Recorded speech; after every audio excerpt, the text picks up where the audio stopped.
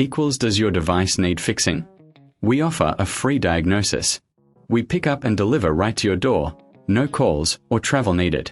We send you a quote before repairing, and only go ahead if you approve it. Easy, transparent, and professional. Link in description.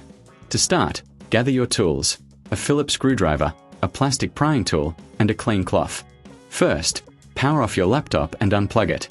Remove the screws from the back panel. Keep them safe, you'll need them later. Carefully use the prying tool to lift the panel off. This is a good time for a visual inspection. Look for any dust or debris and clean it gently with the cloth. Next, locate the battery. Disconnect the battery connector by gently pulling it away from the motherboard. Remove the screws securing the battery in place. Lift the old battery out and replace it with the new one. Ensure it fits snugly. Reconnect the battery connector. Replace the back panel and secure it with the screws. Power on your laptop to check if it works properly. If you need assistance, remember we offer professional diagnosis without obligation.